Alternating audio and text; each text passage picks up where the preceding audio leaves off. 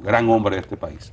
Miren, continúa hoy el proceso de vacunación. Sí, señor. Es, digamos, lo que domina la atención de la sociedad dominicana en este momento. Hay cosas que mejorar, evidentemente hay lugares donde la cosa fluye mejor que otros, hay centros que han sido más exigidos que otros, que han sido más pobremente atendidos al mismo tiempo que otros, pero en sentido general lo importante es que el proceso está andando y que las autoridades están viendo todo momento cómo evoluciona para aplicar correctivos de ser necesario. En el día de ayer, por ejemplo, la vicepresidenta de la República, que acudió a un centro de vacunación, hizo su fila con su madre y la vacunó, o recibió la vacuna, la madre de la señora vicepresidenta. Al salir del centro daba la información de que a partir de hoy se estaría implementando una plataforma tecnológica para que la gente a través de la internet agende citas, porque una de las quejas que hubo ayer en muchos centros era que la gente llegaba aún fuera a las primeras horas de la mañana y ya estaba abarrotado el centro y la capacidad de vacunación agotada, por cuanto la gente tenía que devolverse. Entonces estamos hablando de que el perfil de el convocado a esta jornada es un perfil de un envejeciente. Sí. Entonces usted trasladar a un envejeciente, ponerlo a exponer, primero que nada, a exponerse al contagio, porque va a salir de un ambiente controlado. En segundo lugar, a pasar a veces horas o largos minutos hasta obtener una respuesta que entonces es negativa y tiene que devolverse. Y ese tipo de cosas, tal vez una gente con menor edad como yo, tal vez le es menos dificultoso que una persona ya en una edad más avanzada. Entonces, ese es un elemento que hay que tomar en cuenta.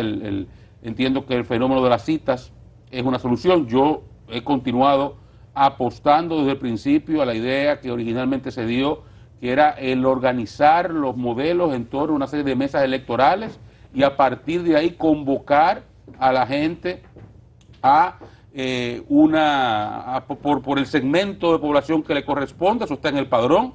El padrón establece la edad, usted tiene más de 65, más de 70, usted está dentro de esta área donde está esta lista de colegios electorales. Ahí ya usted sabe que son 800 personas que hay ahí, o 1.200, porque usted lo estableció mediante el estudio de ese padrón electoral, que es un instrumento de información muy valioso y muy robusto con que contamos en República Dominicana, y usted ahí entonces hace una determinación de cuántas personas en ese área geográfica requieren de vacunación, o más, requieren no, entran en el plan que usted está implementando, entonces usted lo convoca, aunque fuera de manera general, a un lugar o a dos lugares en el entorno durante un periodo de tiempo, y así la gente se programa.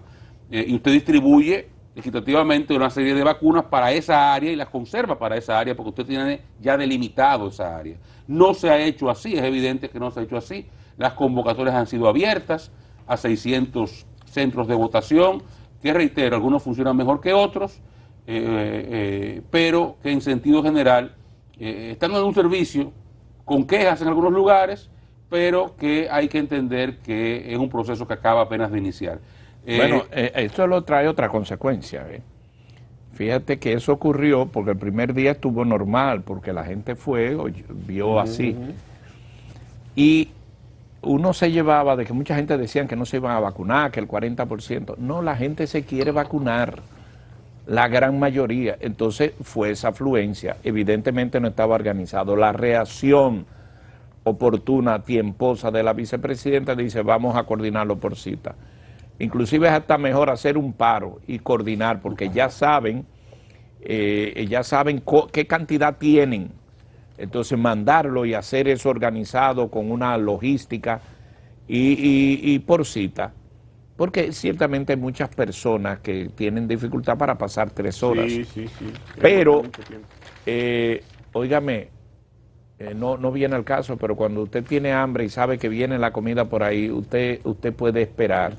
Entonces, ya se anunció 1 millón de vacunas que vienen, entonces, sobre todo en esa edad, podemos decir que ciertamente vamos a salir a camino, y yo aspiro que el gobierno le meta caña, o sea, el gabinete de salud en específico, le meta caña a la organización. ¿Qué es la organización? Bueno, programar poner un teléfono, hacer la cita y establecer, porque eso puede tener y establecerse una cantidad por día. La logística... La cita se va a hacer mediante la web vacunatrd.gov con B de barco, .do. O sea, GOV, gobierno en español. Sí. Vacunatrd.gov.do. Yo dudo mucho que eso esté hábil para hoy y sobre todo la experiencia que ya inició. Es difícil que una persona que ya salió tal vez por un centro de votación, que está, o está desde las 5 de la mañana, le diga, mire, si usted no tiene cita, devuélvase. Ya está la página. No, la página está desde ayer habilitada. Sí. La página tiene tiempo habilitada. Incluso la primera información importante que surgió de ahí fue la lista de centros de vacunación que se dio el lunes. Sí. Ahora ya está la plataforma para hacer citas desde ahí, que es lo que está habilitado. Y lo que digo es un proceso, Y para poder ser más eficiente, a veces hay que darle tiempo. O sea, decir de ayer para hoy, mire, mañana la gente que con cita puede dificultar la situación. De todas formas, yo insisto en el asunto, el gobierno lo que tiene es que saber que hay deficiencias, porque las hay. No, y que se está corrigiendo. Y también. que irlas corrigiendo. Sí, sí.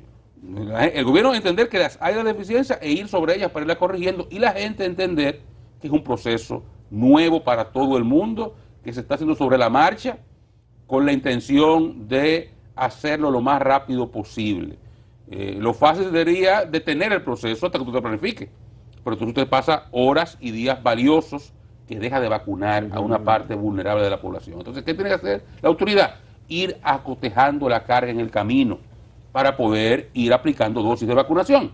Y eso genera, evidentemente, cuestiones que no son del todo deseables para la población, pero que tenemos nosotros que entender también a la autoridad y saber que aquí estamos todos en un proceso trepidante de aprender a hacer cosas que nunca antes pensamos que íbamos a tener que hacerla. Entonces, esperemos que eso pueda irse corrigiendo y que ya en la medida en que avancen los días, las semanas, el proceso sea ya mucho más expedito. He visto con mucha atención cómo la vicepresidenta está atenta a todas las cosas que pasan, incluso responden por las redes.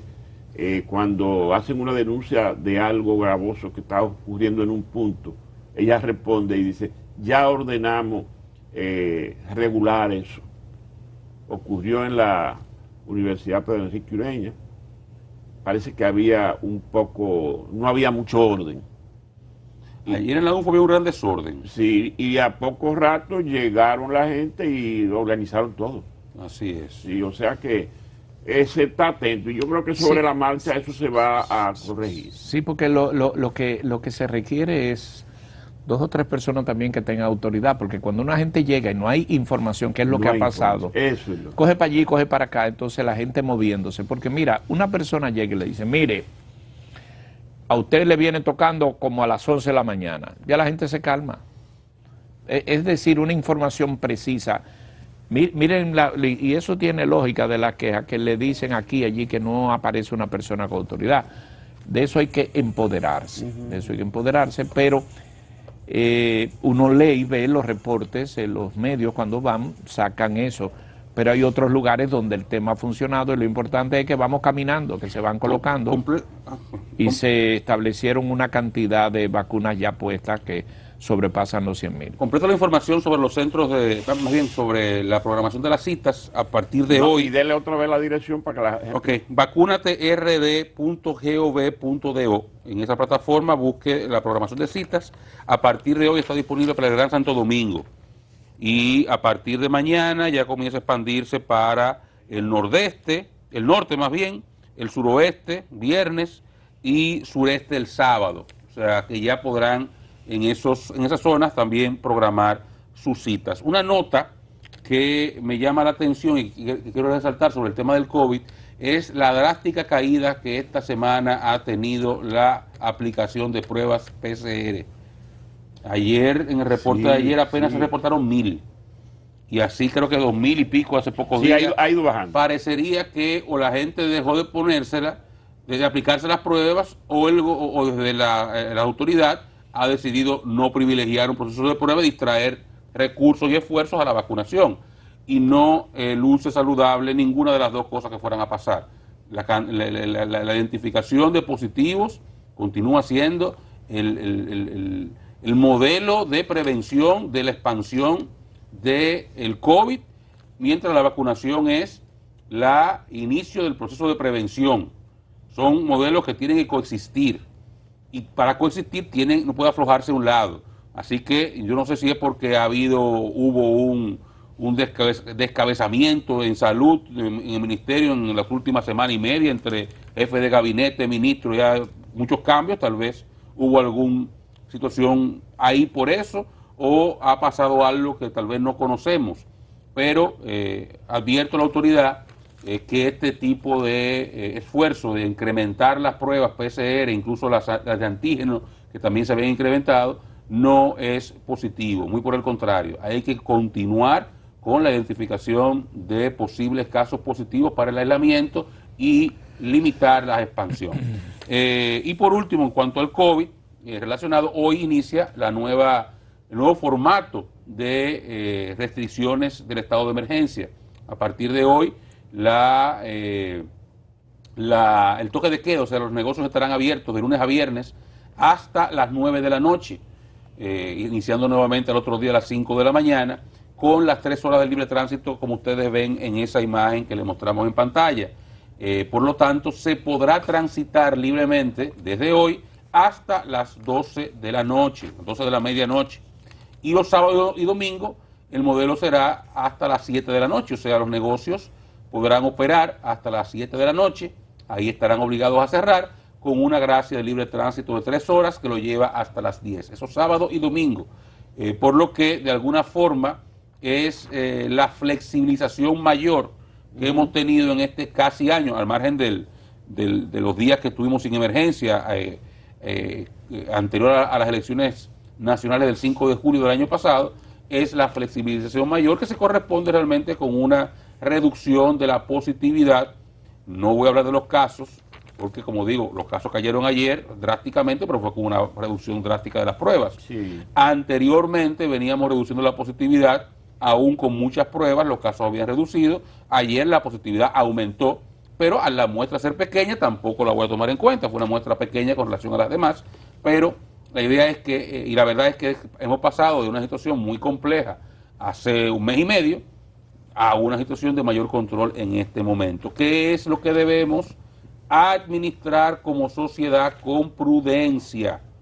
Si no queremos volver al confinamiento, si queremos poder mantener negocios abiertos y operando, restaurantes y sectores integrándose poco a poco a la actividad económica, si queremos continuar recuperando empleos, si queremos continuar el proceso hacia una nueva normalidad que nos permita a todos disfrutar un poco de cosas que hemos estado limitados a disfrutar en el transcurso del último año, estas nuevas medidas que nos dan un poco más de libertad, tenemos que gerenciarla con prudencia, atendiendo lo que las autoridades han dispuesto en cuanto a los negocios, mantener el distanciamiento, el límite de capacidades que se dispuso en este nuevo decreto aumenta de un 40 a un 60%, tanto en gimnasios como restaurantes, bares, oficios religiosos.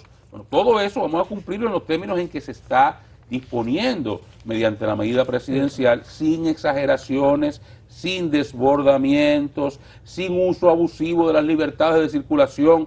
La circulación es para circular, no es para juntarnos en el malecón a un musicón a beber, no es para sentarnos frente al colmadón o escuchar música y aglomerarse.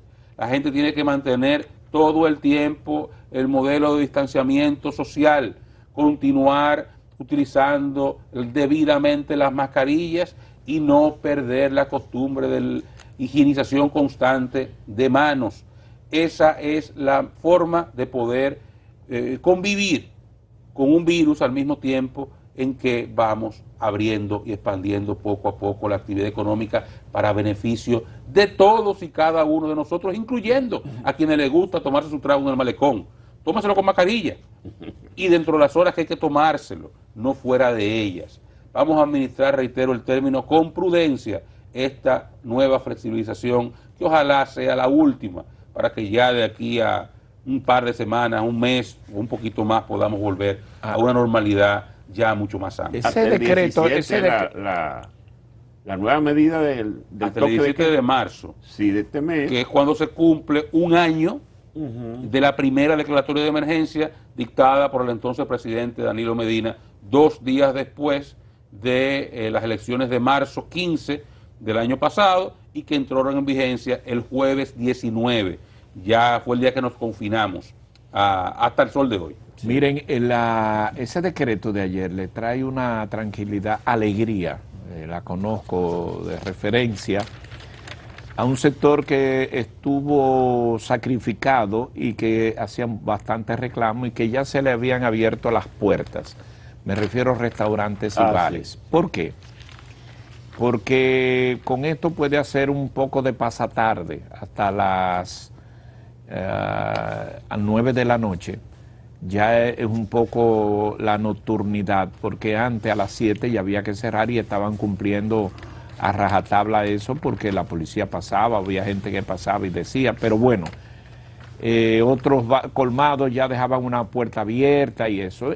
Llevarlo hasta las 9 de la noche crea ese ambiente para que se puedan desarrollar y mejorar su capacidad, llevándola a 60, tú sabes que en los 60 se puede poner 70, es un tema de habilidad y que no haya esa aglomeración, pero ciertamente los bares, los restaurantes, esos lugares que estuvieron muy afectados, mejoran ahora en este proceso, y de continuar con este proceso de vacunación y mejoramiento de esos niveles, eso tiende a bajar a la positividad, entonces eso permite que pueda abrirse un poco. Ahí ya comienzan a verse en el exterior, creo que de manera irreverente, un estado en Estados Unidos. 2 que van a quitar la mascarilla. Las mascarillas, y se están declarando ya libres de todo. Sí. Creo que también hacerlo no de golpe y porrazo. Sí.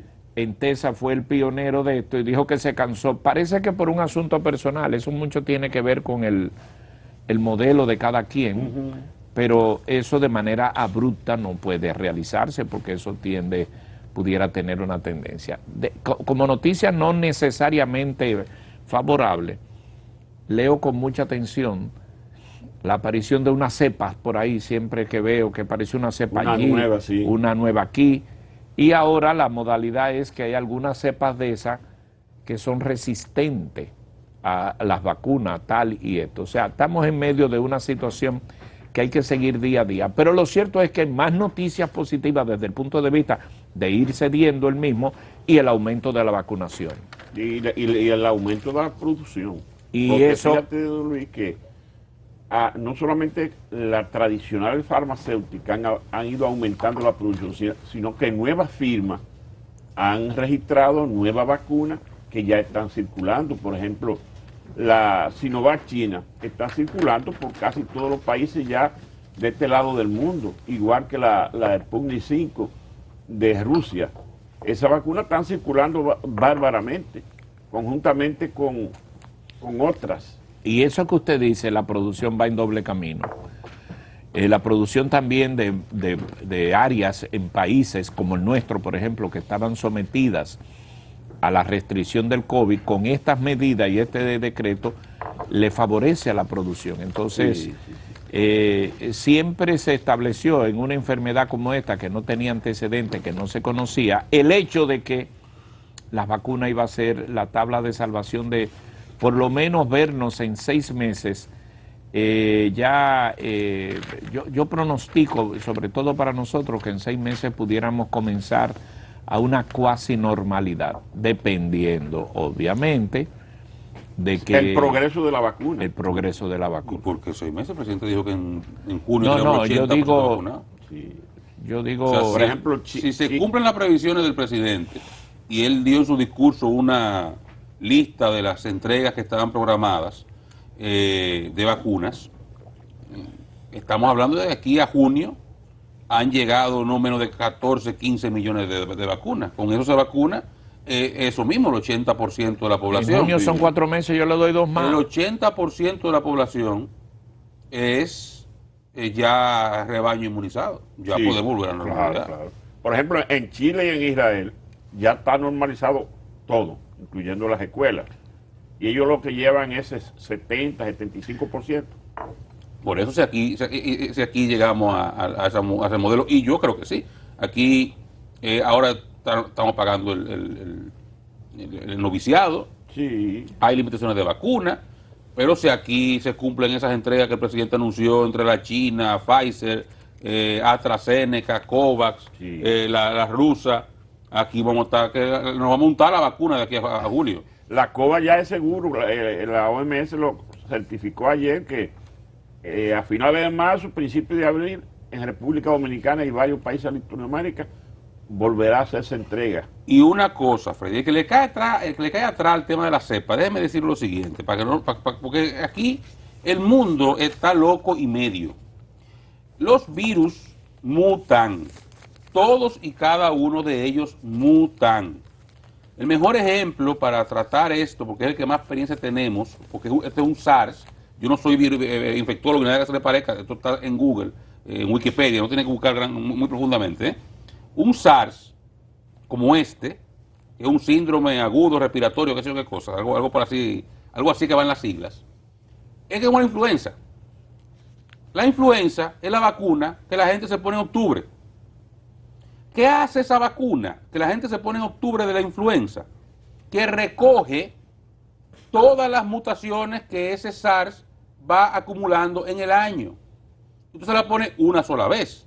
Usted cuando ese SARS de la influenza muta en la India, usted no sale huyendo a ponerse una vacuna nueva.